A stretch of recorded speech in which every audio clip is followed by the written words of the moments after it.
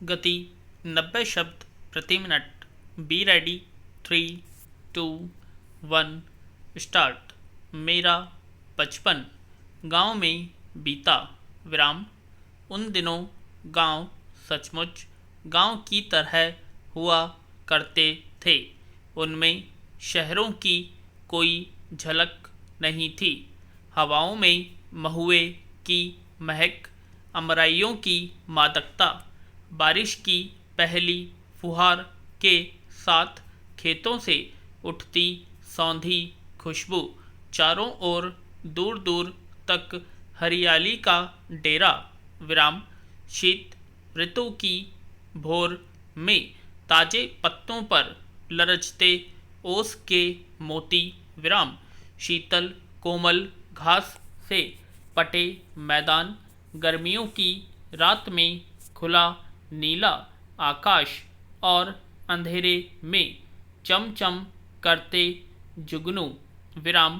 पंछियों से चहकती सुबह और गोधूली में ढलती खुशनुमा शाम विराम। पैरा गांव में उन दिनों व्यक्तिगत परिवहन साइकिल से होता था। सामूहिक आवागमन बैलगाड़ियों से किया जाता था। ट्रैक्टर और मोटरसाइकिल बहुत बाद में आए। बैलगाड़ियां जिस राह चलती वहां उसके पहियों के समानांतर निशान पड़ जाते थे। यही दो समानांतर निशान गांव का पहुंच मार्ग मान लिया जाता था। सामान्य तौर पर लोग इन्हीं रास्तों से आते जाते। बैलगाड़ियां बार बार इन्हीं रास्तों से गुजरती और पहियों के निशान और गहरे होते जाते। बैलों के खुर इन्हें चौड़ा कर देते विराम। वहाँ धीरे धीरे समानांतर नालियाँ सी बन जाती थी। गाड़ियों में जुते बैल बिना इशारे उन्हीं नालियों का अनुसरण करते हुए गंतव्य तक पहुंचा देते। उन्हें हाँकने की आवश्यकता भी नहीं पड़ती विराम। कई बार तो गाड़ीवान बेफिक्र अपनी नींद पूरी कर लेता था। ऐसे गांव आज भी शहरी आपाधापी में मन के अंदरूनी कोने में जिंदा हैं, जिसका निर्मल वातावरण प्रकृति के शुद्ध पर्यावरण से भरपूर था। पैरा बहरहाल मैंने इन्हीं रास्तों पर साइकिल चलाना सीखा था। उन दिनों बच्चों के लिए छोटी साइकिल अस्तित्व में नहीं आई थी। घर में एक अदद साइकिल का होना गर्व का विषय हुआ करता था। मैंने बड़ी साइकिल से ही सर्वप्रथम कैंची चलाना सीखा था। साइकिल को बिना सीट पर बैठे कैंची चलाने का अनोखा तरीका था विराम। बायां हाथ साइकिल के एक हैंडल पर और दाहिना हाथ सीट के ऊपर से होता हुआ बीच वाले डंडे पर विराम। वह भी ऐसे कि सीट का अग्रभाग कांख के नीचे दबा हो। साइकिल के डंडे को मजबूती से पकड़े रहना ही साइकिल पर बने रहने का उपाय था विराम। कैंची चलाते समय पैर पैडल पर और शरीर पूरा साइकिल के नियंत्रिकोण डंडों के बीच झूलता रहता था। बड़ा ही अजीब और रोमांचक था साइकिल का ऐसे चलाना। पैरा एक दिन बहुत तेजी से साइकिल चला रहा था। अचानक सामने से एक मृत्युशैया आती दिखी।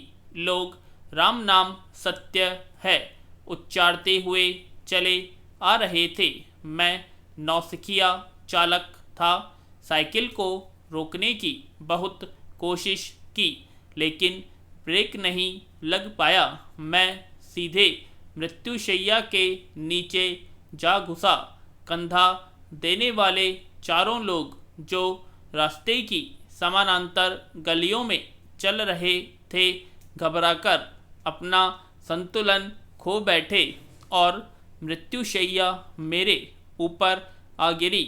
मुझे घुटनों में सामान्य चोट लगी, लेकिन शव को अपने ऊपर गिरता देख मैं भय से बेहोश हो गया। यह भय मेरे मन में गहरे बैठ गया था। कई बरस तक मृत्युशैया को निकलते देखता तो तबीयत खराब हो जाती थी। मुझे मृत्यु भय हो गया था, जो बहुत बाद में प्रकृति से गहरे जुड़ाव के कारण खुद ही दूर हो गया। पैरा चिकित्सक मानते हैं कि मृत्यु भय एक रोग है। होम्योपैथी में बाकायदा इसका इलाज है। इस रोग से पीड़ित व्यक्ति एकांतवास से डरता है। अंधेरा उससे पीड़ित खाने को दौड़ता है। वाहन चलाते हुए उसका विश्वास डगमगा जाता है। किसी के साथ वाहन की सवारी उसे असुरक्षित लगती है। उसे आशंका रहती है कि चालक कहीं कोई प्राणघातक दुर्घटना ना कर बैठे। विराम। मेरे एक मित्र प्रतिष्ठान में उच्चाधिकारी हैं। उन्हें कार्यालय की आवश्यक बैठकों के लिए अक्सर दूसरे शहरों की यात्रा करनी पड़ती है। वह दफ्तर के व्यय पर हवाई यात्रा की पात्रता रखते हैं, लेकिन वे ट्रेन से यात्रा करते हैं। उन्हें हवाई यात्रा से भय लगता है। वे हवाई दुर्घटनाओं की आशंका से घिर जाते हैं। ऐसे भय कई बार जीवन पर्यंत बने रहते हैं। एक और सहकर्मी मित्र मझोले शहर में रहती हैं। वे एक दिन साइकिल रिक्शा से बाजार जा रही थी। अचानक एक स्कूटर रिक्शे के ठीक बगल से निकला।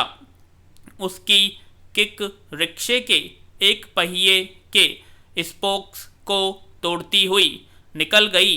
स्पोक्स के अभाव में पहिया पिचक गया और रिक्शा झटके से एक ओर झुक गया। मेरी मित्र गिरकर दुर्घटना का शिकार हो गई। इतनी छोटी सी घटना से उनका मानसिक संतुलन इतना आहत हुआ कि वह आज भी भीड़ में दोपहिया वाहन नहीं चला पाती। उनके रोजमर्रा के छोटे छोटे काम, जिन्हें दोपहिया वाहनों के द्वारा आसानी से निपटाया जा सकता है, वे बाधित हो जाते हैं। पैरा। मृत्यु निश्चित है। इसी विषय पर हॉलीवुड की बहुचर्चित फिल्म फाइनल डेस्टिनेशन के अनेक भाग आ चुके हैं। इनमें एक सीख भी छिपी है कि भय के साथ जीना कायरता है। विख्यात फिल्म शोले के गब्बर का संवाद याद करिए, जो डर गया समझो मर गया। कहते तो यह भी हैं कि जब जब जो होना है तब तब वो होता है। इसलिए जीवन में आगे बढ़ना है तो निर्भय रहें, प्रकृति के साथ रहें जरूरी है। देश में ऑक्सीजन से मची हाहाकार। पूर्ण विराम।